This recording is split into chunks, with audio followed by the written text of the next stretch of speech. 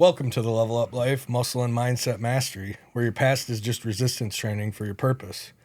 Our guest today is Buddy Yancer, guy who took recovery court and a second chance and a whole lot of grit to build something way bigger than himself. He turned breaking the law into breaking generational cycles. Let's get into it.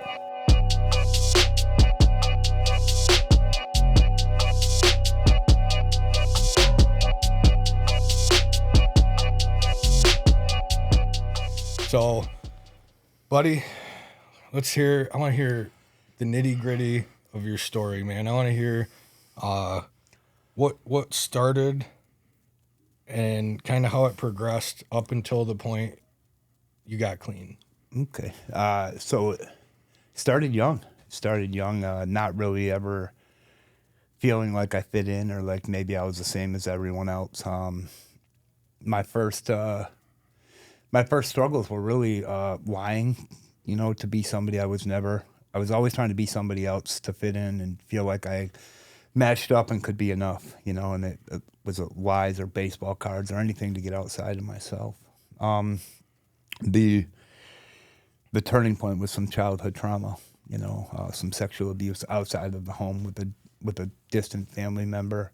And I really just, that alienated me from everyone and kind of reinforced all those thoughts in my head that I was different and I didn't deserve anything, right? I really struggled with that my whole life, that feeling that I didn't deserve it, And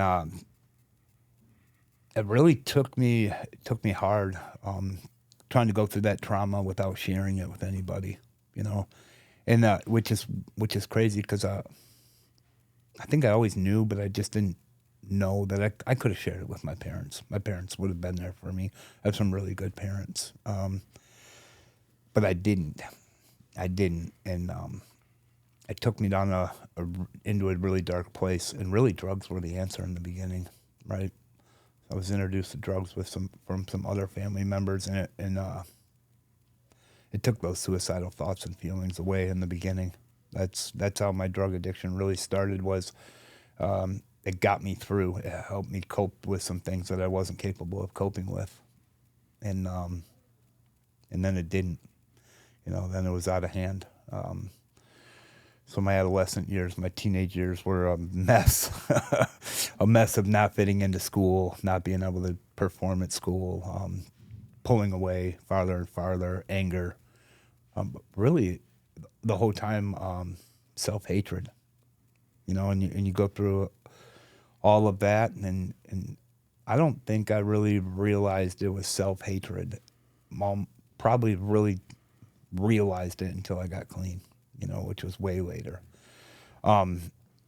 Mostly it was just trying to cope through it and make it through life. Then I became a dad young. Wasn't ready for that. Wasn't ready for the relationship that was, that could have been with my son's mom, and, drugs took over again. And then from the age of 20 to 35, it was really every day. And that's sad. I'm a father of 5, and they didn't deserve those years of me not being able to stop. And I wanted to stop a lot of times, right? And I tried, and I would go to jail. I would stop for a little while, normally long enough to get out of jail. And then I would be off and running, and it didn't matter. It didn't matter how bad I didn't want to hurt anybody else, or how bad I knew, or how much I knew that my kids didn't deserve the life that they were getting. They had me, and I didn't know any other way out, right? I just couldn't fathom that I deserved any other life than the life that I had, even though that I knew the people around me deserved better, and that led to some real suicidal years. As we were talking about before, it was as many suicide attempts as I could try, and by suicide attempts, I would overdo it and take more drugs enough drugs that I knew it could do it. Tried a few other ways. Always ended up making it through it, you know. And for many years, I thought it was because God hated me, and that was a low point in my life. Is when I was really convinced that I was a dirtbag that didn't deserve anything good, and the only reason that I was alive is to be punished, you know. And I had no idea that the way I was feeling about myself was the reason that I was treating everyone I loved as that, you know. Whether it be yelling at my kids, calling them names, saying derogatory things to them, which was a daily thing, which is one of those things that you live with when you get clean, to hitting them, to, you know, to knowing that there was plenty of days that, yeah, you came home from work, but you probably shouldn't have because you weren't capable of being nice. And it just spiraled, you know, and it didn't matter what I tried. I just couldn't slow down the train. And it wasn't until I was 35. I'm 35 years old. I mean, we're skipping a lot there, but at 35 years old, they called me at work and surrounded the house again, and that was my last hurrah. You know, they took me to jail, took my kids, my parents took my kids, and I ended up on drug court. You know, I didn't try for drug court at first. I really thought my best option, since I just couldn't seem to end it. My kids' best option was prison. And then did the PA 511 substance abuse group in jail. You know, That's where I met you. That's where you met me. Yeah. The very first time I met you. And then an NA meeting came into the jail. This little 21-year-old kid took me to my first NA meeting, and there was a man in there that. Well, first he introduced himself to it as an addict, and I was like, I don't know, man. You look pretty good to be an addict. You know, you got all your teeth, you're smiling, you look happy. That's not my experience yet with addicts. My experience is me, you know. And then he explained what it was like to be in a little room and want to stop using, but not be able to stop using. If you've never been in that little room, you don't know you can't word for word what that feels like. And I was hooked. I started writing letters, you know, and I ended up on drug court. And I don't know, that first NA message in the jail was instantaneous. It was like, what about me? You know, why didn't I know about this? You know, I grew up a little bit west of here. There wasn't a whole lot of talk of recovery. You know, plus this is 11 years ago. There's definitely not a lot of talk about recovery, and I didn't know. I didn't know people could change. You know, I didn't know there was a way out. It was either prison or death, right? And at that time, death kept getting taken from me, and prison seemed like the only option, you know. And I got on drug court. The first time they interviewed me for drug court, I froze up because he asked me, why should I put you on my program? And I didn't have a good answer. Why should he? I've never been able to complete anything in my whole life, you know. And successfully, I'd never been able to do anything, nothing, you know. The only thing I ever wanted to be was a good dad. You can say that now. No, I can say that now. Well, I'm really glad you failed so many times and you're still with us, man, because, you know, I met you. I was in drug court too. That's where I met you. So it's that program, man. If people buy in, that's the kicker. If people buy into it, it's life-changing, because the skills that it gave me throughout the process, and I'm not talking anything to do with substances, but the skills that I gained, like time management. Right. Time management skills that I just, it's not that I didn't have anybody to teach me, and I didn't have those at one point, but when you're entrenched in a substance abuse disorder and you're in that addiction, you lose those. So to regain that, I still use a version of the planner today, and I have to, and it keeps me productive. Right. I mean, the drug court program is, definitely the NA message is the message that saved my life. Mm-hmm. The drug court program gave me a chance and gave me the structure that I needed to continue to go to NA with enough fear-based, you could go to prison if you don't do, because it wasn't a straight line. It wasn't a straight line. I didn't just pop out of jail that time and decide I'm going to keep going to meetings. Drug court really pushed every button and was just sympathetic enough, but not enough to co-sign my bad behavior any longer. And that's what I needed in my life. I needed somebody that would stop co-signing my bad behavior and actually follow through with the punishment they said they were going to follow through with. And that's what drug court did, And then they did it caringly, right? I mean, Judge Beal is like a huge part of my story, because even though there were times when he had to be the judge, he never did it without caring. I knew it the whole time. I knew the whole time I was in that program that everybody that helped me from the judge down cared, right? Even when it wasn't going my way. Well, I remember him saying, what's one good thing? And that's part of the foundation of right. my mindset on a daily basis is gratitude. And then the other thing that just rings with me on a day-to-day basis when I have important decisions to make is just do the next right thing. Yep. There's such simple phrases that, you can really direct your life with those alone. So much of that program, right? What's one good thing, right? Mm-hmm. Being able to stand in front of a group of people outside of an NA meeting for me, outside of a 12-step meeting for me, was I got to stand in the courtroom, and my one good thing was I got to spend some time with my kids, right? And people supported that. Outside of those two placements, you feel like an outsider when you have to share that with your one good thing. There's people that just do that naturally. Well, it didn't come. That wasn't my story. That isn't how I got there. But to have the judge celebrate me spending a little time with my kids. And the other part is, be honest. If I ask you a question, I already know the answer, he would say, right?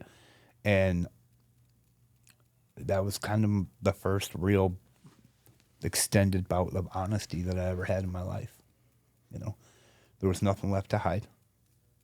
There was no judgment. Hey, I did this. I screwed up. As long as I was honest, I got a fair shake at it, right? And that was kind of like my first real bout with honesty, getting a fair shake too, right?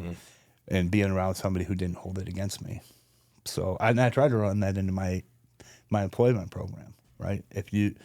People who come to me and say, hey, this is what I did. Okay. There's a piece to it, the piece of that honesty that has to be rewarded. Get into a little bit of that. Talk about your company and the basis and build for everybody that doesn't know. So I'm the co-founder of Skills for Tomorrow Remodeling, and we're now Community Construct, a nonprofit. But 6 years ago was Skills for Tomorrow Remodeling, and me and another drug court participant, Nick, formed that company to help people who were struggling to find gainful employment where drugs weren't plentiful, and we would work around people's schedule for recovery. Mostly because we had been through drug court, and drug court is a whole lot of responsibilities where I'd always been a good worker. This is the first time in my life when I was on drug court that work wasn't my primary purpose. They switched that primary purpose to recovery, but it came with a lot of responsibility. So when we were creating Skills for Tomorrow, that was another piece that was very much in hand, is like, how are we gonna function and allow people to put their recovery first and still make their employment, their job, a priority in their life? How are we going to bridge that gap, right? Because with our addicts, it's all or nothing in one subject. How are we gonna bring these two things together? And that was a huge part of in the beginning of how we tried to operate, is to make sure that everybody had the room to make their meetings, do all the things that they had to do for their recovery, and not worry about losing their job. And that was a huge piece of it. And here we are. This is season 7 of the roofing season. I go by seasons because I do roofs, but and we're almost at 100 participants in 7 years. And lots of that is people. We've had a very good success rate, and a lot of people have just moved on to jobs that fit them better because not everyone wants to be a roofer, but it's a great way to bring a lot of people into a crew. You can have an oversized crew. You can work together. It's teamwork. It's building something. And then as they progress, they decide whether or not, or, move on to different things. So. Yeah. I mean, you're grateful. I worked for you guys for about 6 weeks during a slow period for myself with doing the siding, and talk about stand-up guys that I worked with. Right. And it was just beyond impressive. Couple that I talked to, knowing, hearing more of their story, some less, but I mean, it was solid. We have a solid nucleus, really. I mean, we have 8 people who have been there almost since the beginning. At least 4.5 years. 8 people at 4.5 years, and it's grown, and they've grown. They go to meetings, they do, and that's the thing is, I've pretty much taken drug court and mimicked, on a little bit softer scale, mimicked it into the company, some requirements. And they get raises by taking parenting class and anger management and financial literacy, and some of them are in the ABC construction school, and there is performance based raises, but that's not what we're focused on. Obviously, it's a business, so you got to be productive to a degree, and money keeps the doors open, but that will never be our main, God willing, that will never be our main focus, hopefully ever. Our main focus, and especially now that the community has got behind us so much, I mean, and from hiring us to jobs to volunteering to help us with whatever. I have an 8th grade education. I'm not the strongest business mind, but this community, I've never lacked for anything. The Midland community is amazing. If I ever need anything to keep the wheels turning, there's 5 people volunteering. And that also is a huge point of when I don't want to have to learn how to run a business, to tell you the truth. I really don't. What I want to do is get better at helping people. So allowing other people to be part of the business end of it has been huge. When you talk about the solid guys, they grew together, right? When we first started, these guys were all about the same, 6 to 8 months clean, and they literally helped each other become fathers and husbands. They literally sat with each other through relapses and trying to figure out how to live an adult life, how to be the man you always wanted to be but could never figure out, right? So now that they're together for 6 years, it's just, solid. Like that's, you can't really think of a better word. It's just, that's what it is. Yeah. When you're working with family and you love your family, right? Work ain't that brutal. I don't care if it's roofing. No. 120 degrees up there is 120 degrees, but right. That guy next to you is dealing with that same 120 degrees. Well, and that's the point that the wheels have to turn, money has to come in. We're never going to scream when people climb off the roof at 120 degrees. And I've worked for some really, and that was one of the reasons I started. One of the reasons I started this, I was coaching, because during drug court, I really realized that I didn't hate people, I only hated me. Right. And through the recovery process, it wasn't people that I hated. It was me. Like my whole life. I can't tell you how many times my poor mother had to listen to me talk about how much I hated people. And then I get clean and I start to get right with right with myself, and then I just start, my higher power starts to really work in my life, and then it becomes God working in my life, and I transition through all these different growth spurts. I love people. I love people. Like it was an amazing, an astonishing thing to realize that I love people and that the only person I really ever hated was me, And then I was coaching people because I just had this passion to want to help. And guys just kept going back to the same employers with drugs everywhere, working them day to night, morning to dark. Didn't matter the temperature, didn't matter the weather, didn't matter what they had going on in their life, just driving them into the ground, and then they'd relapse. And we'd start over. And then one of those employers called me and started screaming at me on the phone because his employee had to got out of work 1 day a week early to meet me for an hour at like 5:30 at night, right? And he started screaming at me, calling me names, and I was like, I think I can do something with this, right? And it had already been in the back of my mind because I had taken some guys from recovery and did some side work, and the conversation on the roof being recovery instead of what normal construction workers talk about was, I literally laid in a valley in Roscommon and cried as I listened to Matt talk recovery to other people. Tears rolling down my face, like, this is awesome, And that was the first in my head form where Skills for Tomorrow started to form, I hadn't named it yet, but I knew something was coming. I think that one of the biggest parts that I love about what you do is it's community, right? So you talked about your nucleus, that group of guys that have literally grown together, right? So that's a family. Yep. It's not blood, right? Yep. And the fact that probably the biggest thing is you reinforce positive behaviors in personal growth, because right. I don't know, I can't really think of, I'm sitting here and I'm just trying to think of another employer out there that will reward an employee for growing as a person. Right. And I can't think of another one.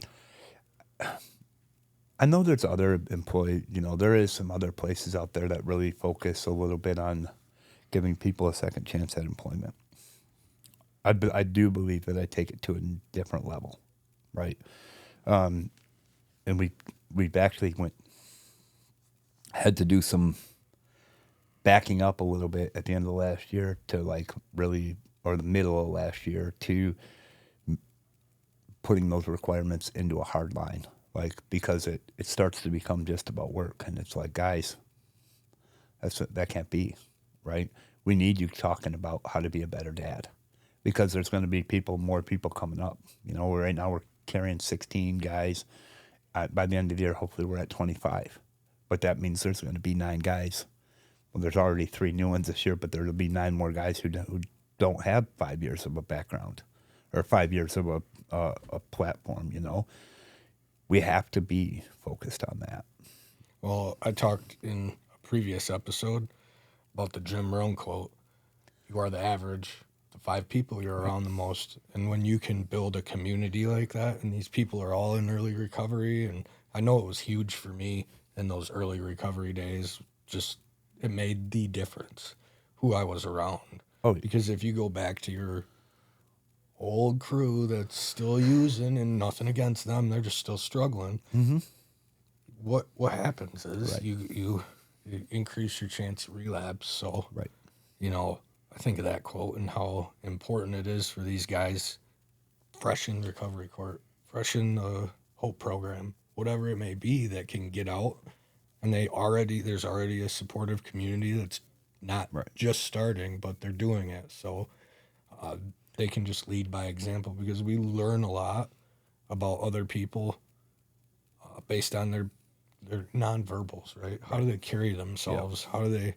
How do they act with their wife? How do they treat their mom? All those things really matter. So yeah. Well, and I think that they've been most people, not just most of the guys that work for me, they've worked their whole life, right? And no one's cared except for how much money can you make me. I don't care if you do some drugs, as long as you show up and make me money. I don't care how you treat people outside of here as long as you make me money.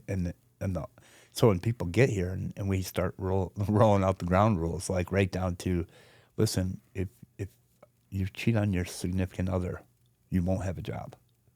Like we don't put up, we're building an atmosphere here. And that atmosphere has to do with everything you do in life, you know, and then walking them through it, you know. They're going to make mistakes, right? Everything, you can't threaten to fire everyone every time they make a mistake. But I don't believe that most men have ever gone through some marital problems, made a mistake, and been able to come to work to find the help they need and a positive backup to be like, hey, we can get you through this. We can help you through this. Do you want to be a better man or don't you? That's the answer. That's the question. The answer's up to you, you know. And I think that's really the funnest part, is when the light bulb clicks on and they finally start to understand that the only question that they have to really answer is, do you want to be the man you've always meant to be? You've always been meant to be, you know. And what's your relationship with God? Right. You know, what's it going to be? What do you, because they already know. They already know what not to do, right? But that doesn't mean they're not going to do it. Right. Yeah. And the community construct thing has been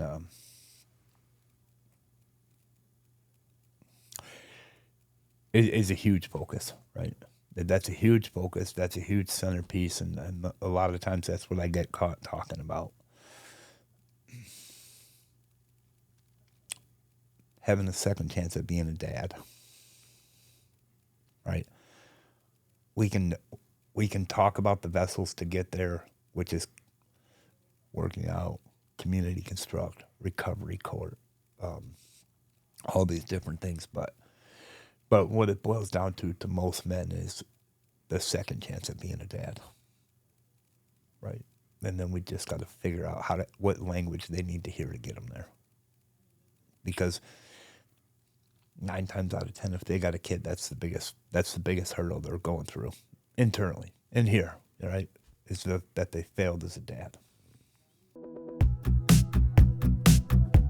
Now let's take a moment to thank our sponsors, Pine Haven Assisted Living. At Pine Haven Assisted Living, they believe in making every resident feel at home. Nestled in the peaceful countryside of Hemlock, Michigan, they offer compassionate care in a family-like environment where residents can enjoy independence with the support they need. Registered nurse-owned and operated, their team provides personalized care, home-cooked meals, and a range of activities to ensure your loved ones continue to live a fulfilling life. They also have alpacas and llamas on site to enrich the lives of their residents. Experience the warmth and comfort of Pine Haven. Call them today at 989-295-6632. That's 989-295-6632. Or you can visit them on their website at pinehavenassistedliving.com. That's pinehavenassistedliving.com for more information. Now, back to the Level Up Life. Sometimes it's just being present, too, with the kids, right? Where you're using years you weren't, right? You weren't present. Even when you were around, you weren't present in their lives. And just, you know, I remember the difference between my mom. She was like clockwork at every single baseball game that I played as a kid. Right. And I remember I could count on one hand how many times my dad actually came to games. And I remember almost every game I'd look out in the crowd, disappointed that I would ask myself, well, why doesn't he want to come? He's not working. He's just at home, you know, and it made me feel less than. Right. So I think, you know, like you said, these vessels that get us back to being a parent, being able to be present. I think that's just for them whenever they need it. Right. Well, that and making it, I working in the trades, there's just this growing up in the trades. That's what I did. Is I grew up in the trades. I left home when I was smarter than my parents, you know, way too early. And I went right into the trades, right? That was probably one of the worst things that happened to my kids, other than the drugs, you know. There wasn't a lot of talk about how to be there for your kids, right? It was a lot of just rough bullshit talk sometimes, and I lost that ability to be present and to be understanding, you know, and for these guys to come to a work environment where that's what's preached, right? When the new people show up and talk about how they're trying to punish their kid, and guys are like, hey man, there's nothing that's going to benefit your kid, right? And it's okay to be soft. And that's a huge statement to a man, any man, but definitely in the trades. It's okay to be soft. You don't got to be that. You don't have to be that rigid, right? Oh, and just giving them permission. Just giving them permission to put down that fake bull crap that they were taught. Like, it is okay to cry with your kid, right? Mm-hmm. And especially if you have young men. If you're trying to raise young men and you can't be soft, what are you raising, right? And by soft, I mean, like, life hurts. Life hurts sometimes, man. If you have to be hard even when it hurts, I mean, we've seen it hundreds and hundreds and hundreds of times, you know? It doesn't work, right? There has to be some give there. And giving people permission, and then getting them to go, for me, you know, it's working the steps, and then 12 steps. The 12 steps were huge to me, you know, because it gives me something. I'm a busybody. You know, it gives me something to work on. It gives me something to dwell on, other than I was a shitty dad, and I can't take that back, and I don't get a second chance at their childhood. Yep. I mean, I'm a good dad today. I can say that. I can literally say that, which feels amazing. But that doesn't mean I got a second chance at their childhood. Right. Right. I mean, I was on that other spectrum, right? Because I put pretty much the drugs away, right? And was drinking. I coached all the ball teams, right? It was still kind of that hard nose type, right? But after the game, they'd ride home with mom, right? I went out and did my thing. Oh. You know, and I prided myself on that. And it actually, standing in front of Judge Beal and my lawyers, he cut your sentence down with what you said. Because as I was thinking, I'm like, all the time, right? How I was only hurting myself, right? I'd put myself in a ditch. I'd kill myself, right? Just me. Nobody ever, anybody else. Well, what about my wife? What about those kids? Right. That I told myself I was a good dad because I was invested in everything else. How selfish was I?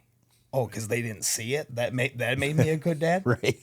Right? Like, and how much I justified internally, right? Right. Because drugs weren't the issue at that time really anymore, right? Every now and again, I'd hunt in camp and fishing camps and stuff like that, but that wasn't really the core of my issue. It was drinking, because drinking's legal, so I justified there. Right.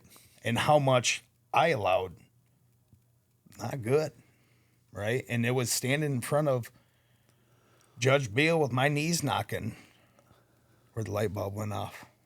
And I realized what a selfish piece of crap dad I really was. Right. Mm. There was can't be too hard on ourselves, though. You know, no. Because I think the underlying thing that I hear, so I didn't have kids when I was struggling, which I feel is a blessing. Yeah. And I have 4 wonderful stepsons now, which is just, it's awesome, right? So, but I feel like the concept, like we're talking about with everybody being dads during that, we're being hard on ourselves, but I think it's even more important, the rise, right? And seeing how you guys both behave today. Yeah. I think that's even more important because it sets an example for for them that you can fail. You can fall flat on your face and you can get right back up, dust yourself off, and you'll be good to go. Right. 100%. Right. That's the deal. It's like, yeah, we can talk about mostly talking about it and remembering it is fuel now, right? And especially now that I have a relationship with all of them, you know, and I mean, there were times in their life that I wasn't a very safe person to be around physically or verbally, you know. I just so angry all the time. To be able to get to a place where, hey, Dad, can you keep the kids, the grandkids? You know, it's like, I mean, I'm doing something right, you know. And am I a busy person? And do I do as well as do I do that as much as I wish I would? No. And I'm getting better. But the fact that they trust me after, you know, because they know that's not the person I am. I'm not that person. And I can look at myself in the mirror today and say and know that I'm not that person. And that's what you're passing on, right? Normally when I'm talking about the things that my kids endured, it's talking to someone so that they can see the contrast of who I am today and who I was and where I came from, you know, so that they know. Like, these guys know without a doubt, you know. And I have guys that have been with me 5-6 years, you know, and one of them, it took him 3 years, you know, before the mother of his children finally could see the man he had became, you know. And, you know, I get to share that with him. He's popping pictures into the group chat, you know, like him at the kids with the kids at the mall, or watching his boy play football, or, you know, and just watching them and just walking through that with them and holding them in there. Hey, I know it's been 2.5 years and you want to give up some days, but and then here it is 3 years, and aren't you glad you didn't give up? Aren't you glad you knew, you know, somebody told you that you can get up as many times as you want, right? And kids are so resilient, right? I mean, that's the crazy part. They're so much tougher than we are. We just got to hold in there until we get it right, and they're waiting, you know. That's a great feeling, right? And allowing guys to like really believe that that's the end game, you know, and that it's possible. So I don't know, and that's the thing with working out, right? Well, the big part, that's a part of my story I haven't touched on yet, is I started working out in treatment, you know, and in the beginning it probably you might even say it was a little unhealthy. It was that only time of the day that I really allowed myself to hate myself, right? I'd put some music on and I would just sometimes just close my eyes and remember the things I'd done, and I would take it out on me, right? But then when I left the gym, that was it. I left it all right there. And I just maneuvered myself to do that for an hour a day. When I lived in the sober house, sometimes it was 2 or 3 hours a day, you know, because I was really going through it. My kids were still with my parents, and working out was that one place that my recklessness could come out without me and ended up in prison, hurting the people I love, you know. It was that one place where I could treat me sounds really bad, but it was the one place that I could treat me the way I still felt about myself. And then it became positive. It slowly became positive, right? Then you start to see it. You start to feel better. Your life is it's giving you an hour to get away from everything that's so hard, and giving you that space that you need to like decompress, meditate, pray, whatever you got to do, and then keep going. Leave the gym and keep going, and then it just becomes this positive place you can't live without. Like, I just need it. I just need that 1 hour, and then your life gets so full, and you get your kids back, and you're doing all these cool things in the community. It's like, okay, I just need 20 minutes. Give me at least my 20 minutes, you know? And I don't know when the switch happened. I have no idea when it stopped being going in there to hurt myself to going in there to reset, and just because I loved it and it made me feel good. and it helped me shut off. It helped me control the crazy thought patterns, like, because sometimes I'm stuck. Sometimes I'm stuck in the crazy thought patterns. The gym will stop that, right? It's pretty cool. I've never thought of it that way, and just how much I was just hooked with you saying it right there of, the change in that whole process. Because I mean, I can relate a lot to that, but I've never thought about it in that same way, right? Where I was still using when I first got into working out the first couple years, right? And it was more seasonal at that time with working out, but it is something that I started to do and kind of started to enjoy. And that same thing, I just never thought of it in that context, and it's definitely thought provoking. Right. Made me think of when you said worked out. You started working out in treatment. That's when I first started lifting weights. I tried doing, laps in the bird cage in the jail, and push-ups, squats, all that stuff. But when I got to treatment, I was like, yes, this is going to be a huge component of my life. I had it all planned out.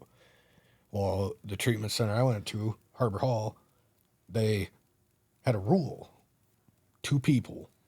You can't, if you don't have 2 people, you can't go to the weight room. So it was a safety thing. Right.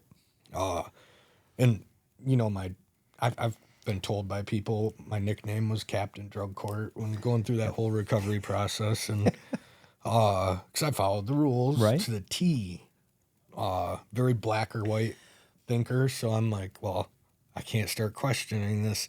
And part of that, all that mindset I had in drug court was started in Harbor Hall. From this specific moment, I started justifying and rationalizing after nobody would come to the gym with me. And I'm like, I've been doing all this bad stuff to my body for years, and I finally want to do something positive for it, and then nobody else will go to the gym with me. And I'm like, I started rationalizing how the rule was stupid.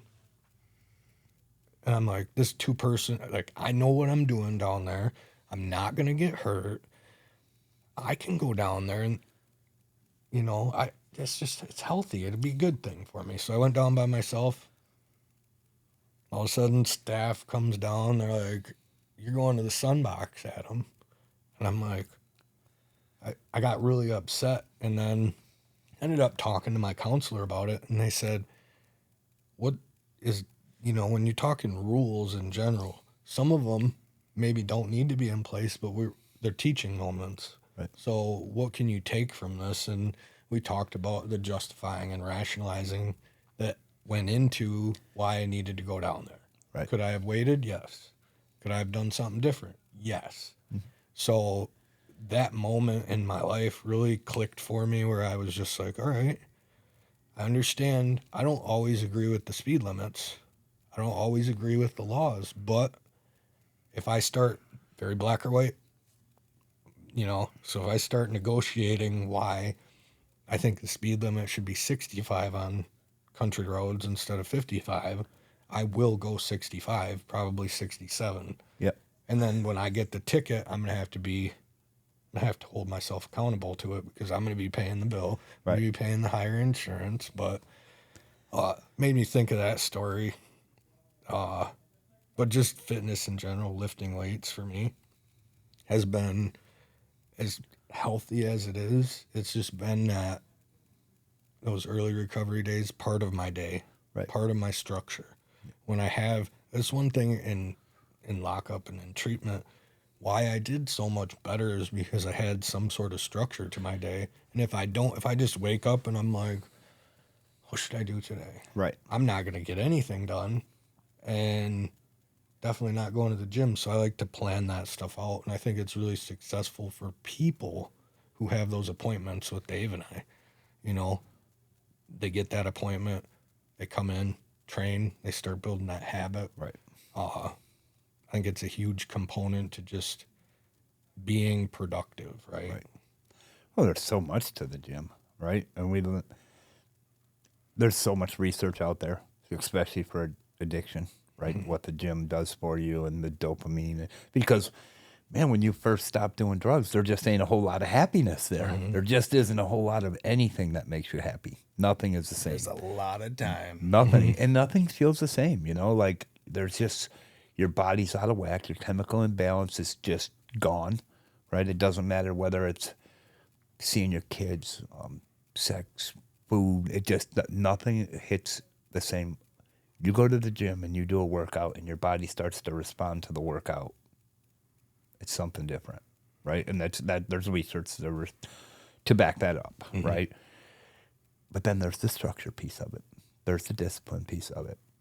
But also there's the who else is in the gym, right? I mean, recovery is my life. I love it. I'm immersed in it.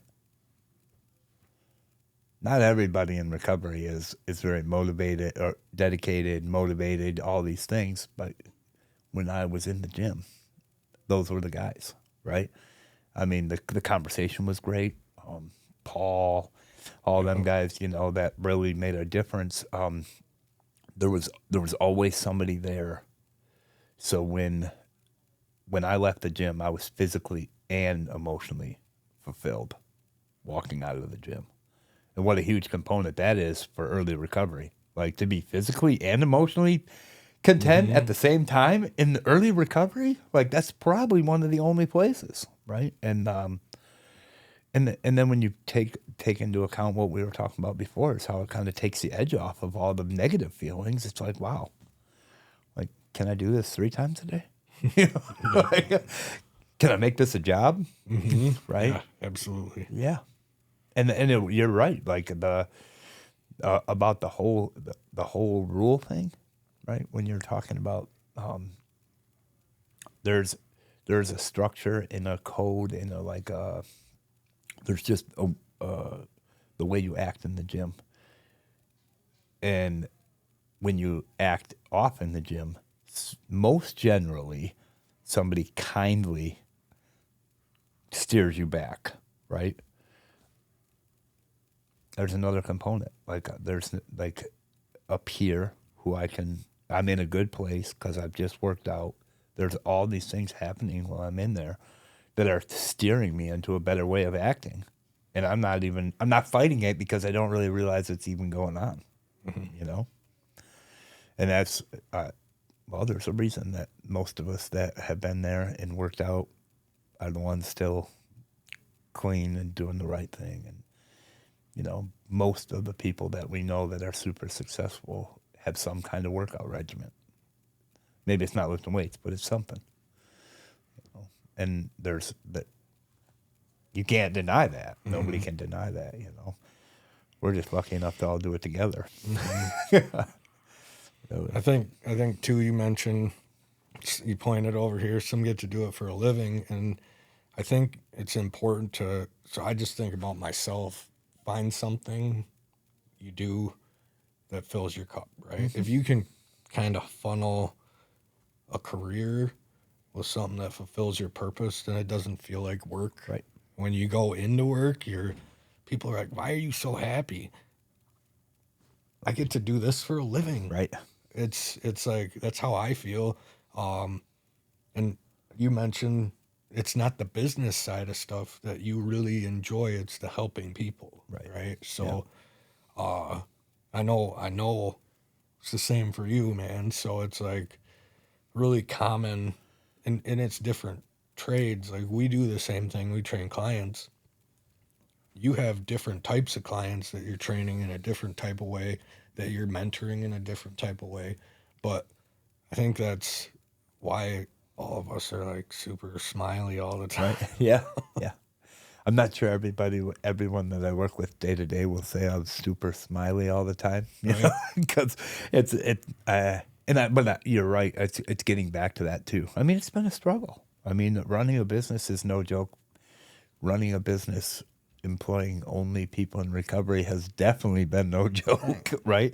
But it's like anything else in life. As I get better, it gets better, right? And I don't go to work. It's not work. Right. It's not. It's something I get to do every day, and I love it. You know, Sometimes they're better than others. Definitely sometimes they're better than others, you know. And it's like a chess game all the time, you know, but it's so freeing to know that for the most part, I mean, not that I'm perfect. I'm not a perfect person.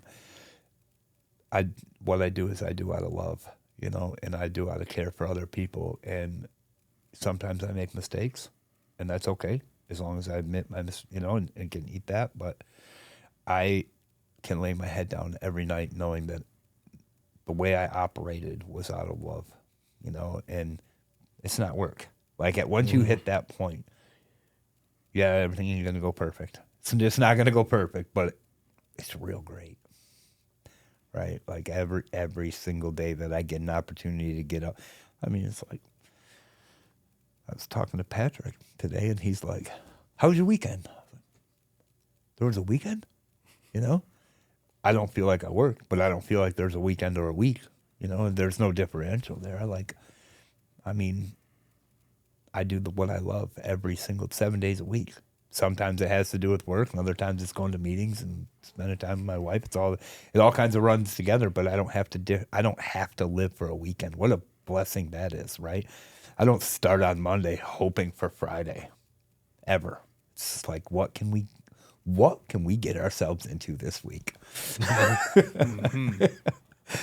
And that's just cool, right? Like I mean, to go from a person who spent so basically it's from a young age, a little kid. I mean, 7, 8 years old. I was immersed in either lying about who I was, baseball cards, just anything that I could do to get outside of myself. All the way through that, from the time I was just that young boy, all the way till I was 35, when I went to jail the last time, or got in the last amount of trouble. I don't have to live like that. I literally don't have to wish any moment away. I mean, I've spent most of my life wishing it would end, and now it's like every day I'm waking up just excited to see what we can do next. And I want to stress the we part of that. Like, once I gave it over, and I know that it's us three, it's Patrick, it's all these people that are in my life, you know, takes all the pressure off, puts all the fun on, right? Like if I can't do it, somebody can, and that's okay as long as it gets done. Right? If it isn't me that gets to do it, that's okay. Yep, that's right. That's right. There is somebody that, like, we have this super strong network of people who are doing the right thing for the right reason in the right areas. I don't have to be the one to do it for me to find joy in it. I see you do it, or you do it. It's like my heart is full, right? When you guys are going into the juvenile detention center, like, yeah, there's lots of times where I'm like, hey, Waz, I'm going to make it this Thursday. Yeah, okay. Which I haven't, right? Let's not... but you do, and I can find all the joy in the world of that. Those kids are getting the care that they need, whether it's coming from me or not. It doesn't matter to me. You know, what a blessing that is to live a life where I don't even have to be the center of attention in my own life. That's a God moment, Yep. right? That's being a dad too, right? Yep. Where I mean, my whole job is for them to be better, right? Yep. Better than me. And I mean, go in there, right? Your employees or clients, be better than me, right? And that's the reward. Yeah. Right? I don't need my hand raised ever. No. I want to hear my name called someday. Yeah. But hopefully that's far on down the road. Right. That's it. Yeah. I think all of us, and there's probably, talking nationwide, there's probably tens of thousands of people like us, if not hundreds of thousands, doing these, you know, going from, someone said it to me, and I've stolen that from them. They said, Adam, you went from being a liability in the community to an asset. And I feel like anybody who can come out of substance abuse into recovery, And even if it's just paying your taxes and going to work, you're now an asset. But even more so, giving it away, right? Right. Sharing, so they can be better than us. Right. Yeah. Yeah, and great. You know, you shared about your dad. My dad definitely was not a talker. You know, I mean, my dad never beat us or anything like that. He was raised in a generation where talking wasn't their strong suit, right? And I didn't know how to handle that. Being the role model and the person that some of these young men need. I mean, it doesn't always have to do with where I came, like addiction or anything like that. It's just being able to walk down the street and see a young man who has that look on his face, and go out of my way to maybe talk to him, and even if it's nothing, even if it's just asking him how his day's going or what, being that person. And you're right, there's millions of us, and that's always helpful for me to remember that the pressure's not always on all my shoulders. All we have to do is get together, share, go out, share it again, and that's the other freeing part of that is, yeah, I love community construct. I love what I do. If it fails, I'll figure out something else, right? There was a time in my life where failure was not acceptable, right? I had nothing, like, it just wasn't acceptable. Therefore, I didn't try a whole lot, I can try anything I want. Pass it on and do whatever. We'll figure it out, and that's, drug court, being on drug court, right? It's like, that program is so perfectly set up for early recovery, right? With all this accountability, 27 obligations a week per phase one. 27, right? One of my first questions are, how am I supposed to work? The response is, that's not our problem. You weren't worried about work. That's not how you got here. Which isn't quite my story. I did always work a lot, but I really wasn't. I really had some other stuff going on. But the fact that they changed that mindset for me, and then I had to come to terms with, I'm capable of making 27 obligations a week. Mm-hmm. Like, that wasn't a thing in my life. I mean, I could go to work for 100 hours if I had the right drugs, right? But I mean, I wasn't real. I don't think I ever made appointments, let alone skipped them, right? And then to make things happen and to focus and to go to that extreme and teach you that you can do it. Here's a planner. Good luck. Don't forget your planner. And like you said, you still use it. Thank you, Judge Beal, for what you do. It's important work. I think with that, we'll close up, Buddy, man. Thank you so much. Thanks for coming on, talking, man. We could talk for hours. I know. Sure. Thank you for tuning in, everyone. Don't forget, next week's episode, 1 p.m. on Sunday. Thanks for tuning in.